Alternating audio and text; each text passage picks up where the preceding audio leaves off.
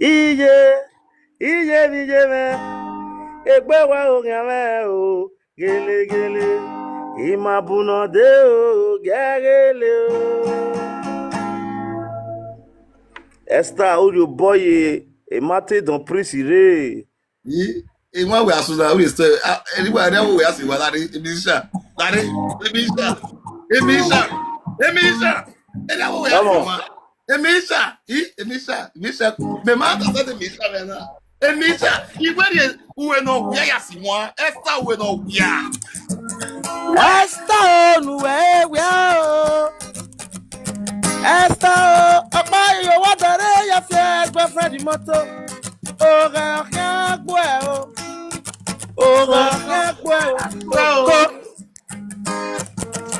Iwo gwe Esther no wia. Esther no we. Ya mama no wia na. Ora gwe wo gwe. Ai gwe va fa o. Ora gwe va fa o. Ai gwe wa san. One more person, we have it now. We no biame. Upa say abi, uya meka. Uwe no game, not a PC for us. Esther, nuwe wabia. Esther, nuwe game. Idole matama, well, Esther, no, yeah. Awu emota awu lawo iye bo meri eguwe na o Awe tell your time. Uga isamere yere uwi muka oyo Usalomi here uwi tweya meni o Uzumeya no meke ya ku wese Adoye se ya gbeli penire webo Esther o nuwe nyamame Esther o we no bia Esther we no bia Esther o we no game o amona wahi Uwe no game o, emana wahi o. Esther o, no game o. Esther o, nuwe bia. Esther o, nuwe bia. Esther o, nuwe bia o. Esther o, nuwe bia o. Esther o. Afine bisale wala o. Emisha no we pe wafine wala wafine me wafine. Wafine o, Emisha no we pe na wafine. Wafine wala. Wafine Esther no we pe.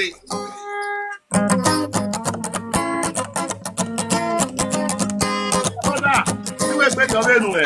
Mo jam my brother wa to. My brother. Waya. Yo, me rat merere yo pe ya sani we. Ya penya ya sa imi wa we saga ku be mo wa ga mi go we worry if us we ga bless you we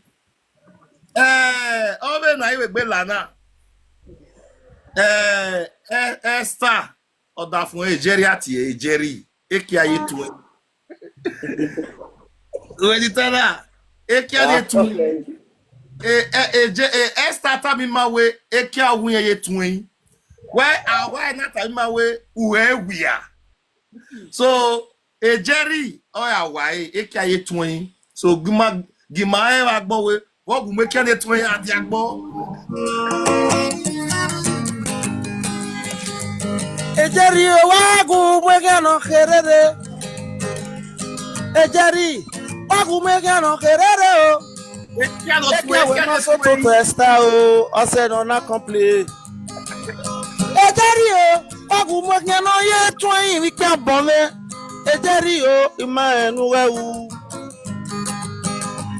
Ejeri ogu mo kan no twin re ya se kia ne twin ekia ne twin oya u egbiwo ekia ne teke eme yin no egbu e ejeri o ugari akpawari o uyo salobwa bareke anotanu numeke na ya du ziga hia ogoyiga ya we wari ave o oko ogoyi fe mote saga o betove uwagwadu wodala nudu wese umagwadu ewere ejeri me ekiane teke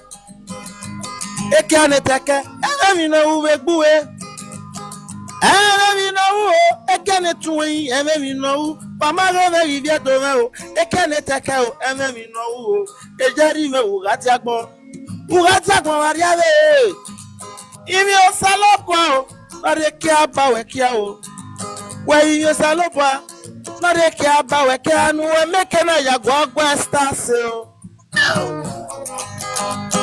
Esther you feel well ukpere iso tutu we ugo wari eya oyewe kwamo zaruwe po lawo nuleru salobwa ugata kparewe na mweke anotanu numeke na ya alu Esther ekene tuwe uwe no wia o waga iwona do prince mege ne lave Wawi obono tuwe wa wene wagwerere medine ko ne ya akpolo Wono ga jedo oga sedo awon ko pari amune ne ke meke na ga niyo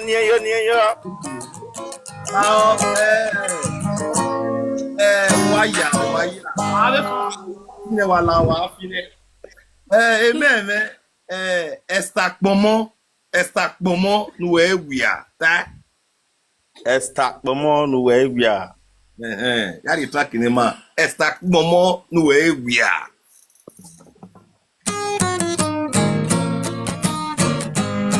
Esther Pomo no ewia o Esther Pomo no ewia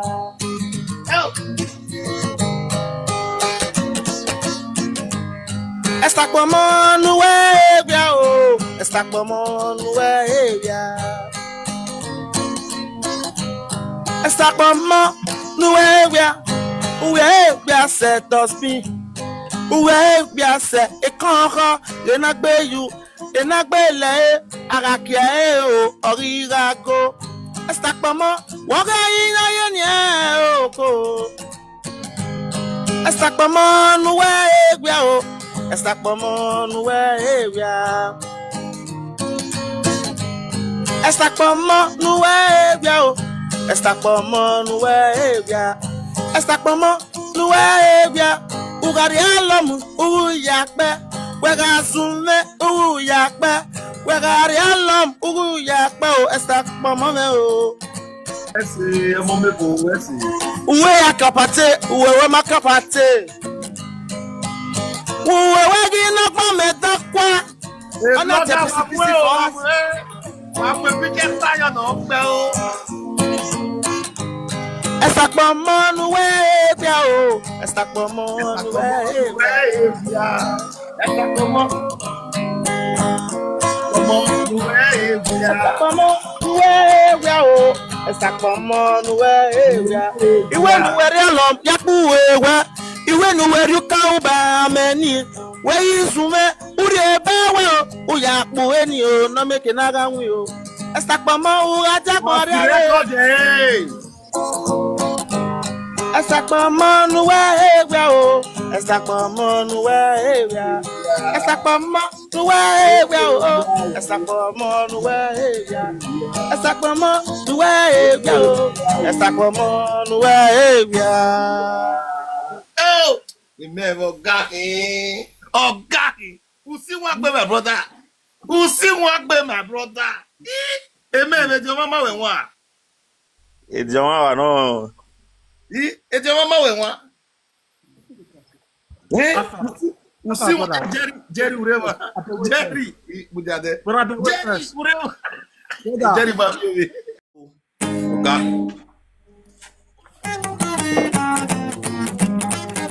Magbera ana ado magbera ana o onanya ya te ya rima Magbera vane o. Ekene nyawe magade. Magbera vane o. The prison was sending me o. The prison USA. Kuna mume ye platform iwe o. The prison Lady B. USA iye venoge. Wa wese o abiyan mame.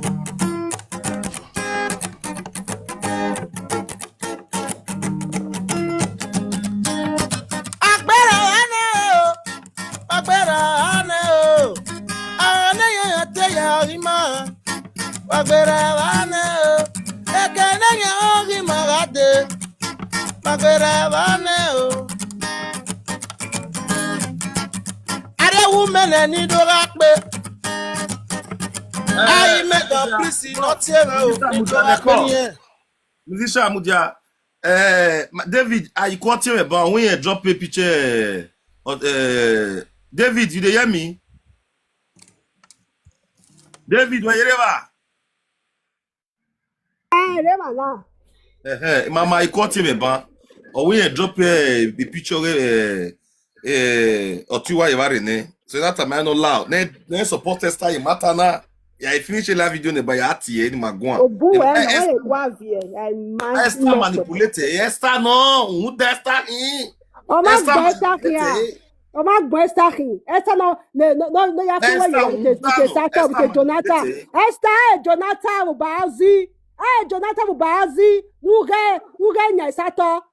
Esther who went there, you got boyfo. Who were Esther yeah. What are you? Esther Ubazi. A boyfriend of Jonathan. Mother talk everything. Why are you? Jonathan na le Sato ni that man ni. Husband okay. Ona ni eba na date, ni eba na marry. Your Western na. So it's na agree with Jonathan Ubazi. Are you say I'm not saying Sato na where you worry. You understand? So are you bane ona do mie tit for la party ge e Jerry. Sato ano ya ge ni wa me picture ga. Mi agwale la dia ya wa mo le. Jonathan the boy Ubazi the boy ye Jonathan at the boy. Jonathan. So are you be omo no bia na ge e piu ogli mu sheshe no bia na ge purity. E dey how with education purity Ubazi we no. A boy na be areva nene Jonathan. O wa areva epa oga na kariba oga na kawene ya hweno aye tove ya you saga na to what we worry our saga kilisaga when you worry man no buy kuna why you want to bother with me who are soon Esther. So we no soon oga iku man why the matter iku ba because they want to hard iku because Esther pa you we matter na Esther gwa no ori bagbe mama iku te yiye yo iku egun mama iku yiye ne ifraki yiye ne nye me gwa lo ni amu bagbe we are wash ifraki yiye matter na ne mama iku te yiye but nye ye try ni eri kute mama iku ya igbo ni gwan ya igbo mama gwan. So we are begging Esther. And we are here. He got on now. You're back, baby. Incoming call. When it's up. Yeah, it's up. Brother, if you want this to what picture to me like that one me should be okpa me also ko jo wane o wa me baby mama na pa boom obi me bo be ne. A bitter baby, what bitter woo. I give you attention. You're a loser forever. Momo genonya mo. A bastard. Oh beer. Bena. Goodbye to you. Bitter baby, goodbye. Say go be. Bye. Wa vie ye baby papa. Ba ne. O mare ne. Ebo baby ne. Kada e manosi o. Uru we na ni o. Wa gbe o. Wa vie kia. Wa so wu.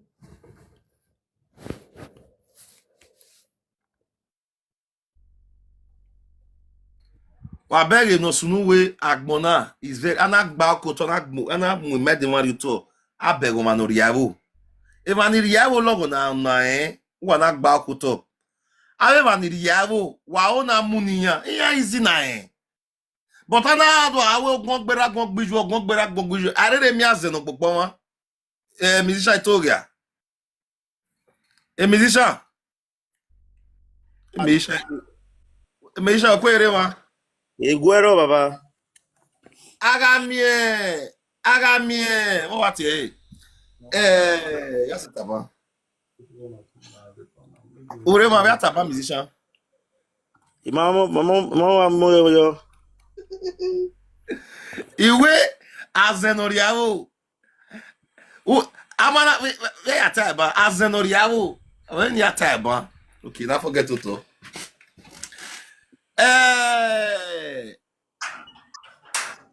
o wati Esther awe ukpanuka mari uge yo un we ni ya la media all dia on na bolofo so musician ahwe I invite you No wala, baba.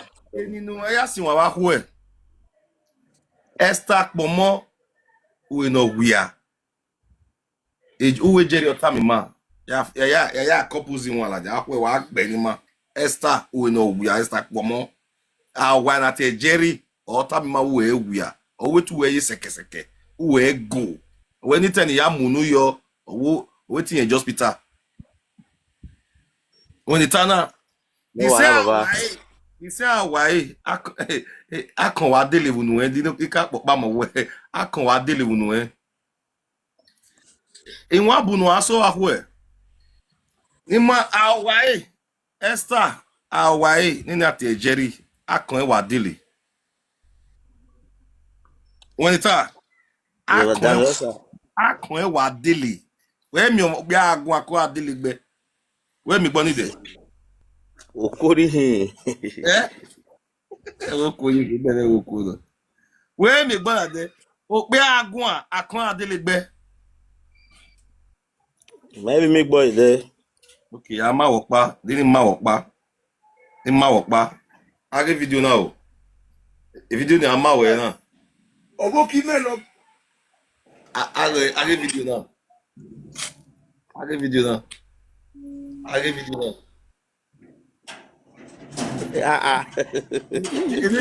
o maybe demo no ya